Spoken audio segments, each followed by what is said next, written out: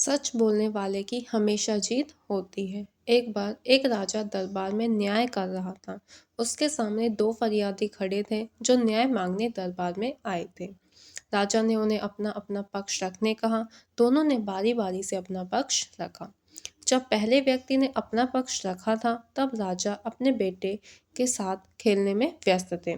उनका ध्यान कम था और जब दूसरे ने अपना पक्ष रखा तो राजा ने उसकी पूरी बात ध्यान से सुनी, जिसके हिसाब से राजा ने अपना फैसला दूसरे फरियादी के हक में सुनाया। जिसे सुन सभी दरबारी स्तब्ध रह गए, क्योंकि सभी को पहला व्यक्ति लग रहा था, पर राजा के सामने सच बोलने की हिम्मत किसी की भी ना थी। इस बात को 2 दिन बीत गए। बिना किसी कारण के पहले फरियादी को उसकी सजा काटनी पड़ रही थी। जब इस बात के बारे में उस व्यक्ति के घर के में बेटे को पता चला तो उसने दरबार में आना तय किया। अगले दिन पहले व्यक्ति के बेटे ने दरबार में प्रवेश किया। उससे पूछा गया कि वो क्यों आया है। तब उसने राजा से कहा, हे राजन, मैं आपसे एक न्याय चाहता हूँ। राजा ने कहा, कैसा न्याय?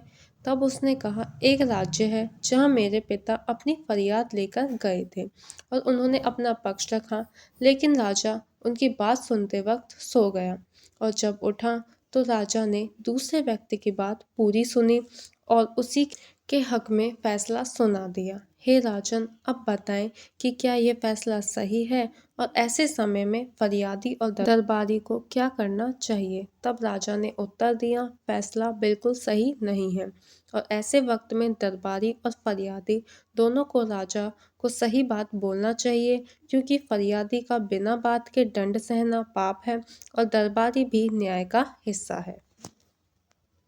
राजा कोई भगवान नहीं है, उससे भी गलती हो सकती है।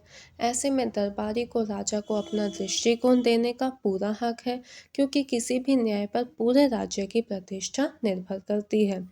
यह सुनकर सभी दरबारी का सिर लज्जा से झुक गया। राजा की बात खत्म होने पर फरियादी के बेटे ने राजा से कहा, हे राजन, वह राजा आप हैं। आपने ही मेरे पिता को सजा दी है।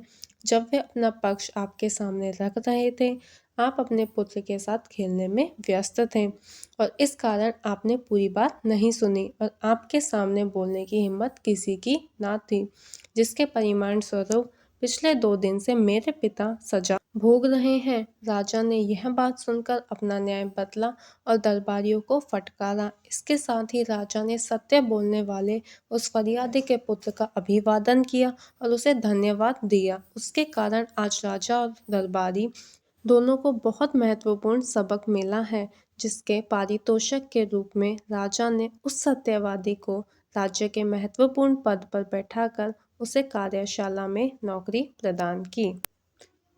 दोस्तों, हमें इस कहानी से सीख मिलती है कि हम सदैव सच बोलें और साथ ही जिस तरह से राजा ने सत्य को स्वीकार कर अपनी भूल को ठीक किया, उसी तरह हम सभी को अपनी गलती स्वीकारने में शर्म नहीं करनी चाहिए, अपितु उसे स्वीकार कर उसे ठीक कर उससे सीख लेनी चाहिए। धन्यवाद।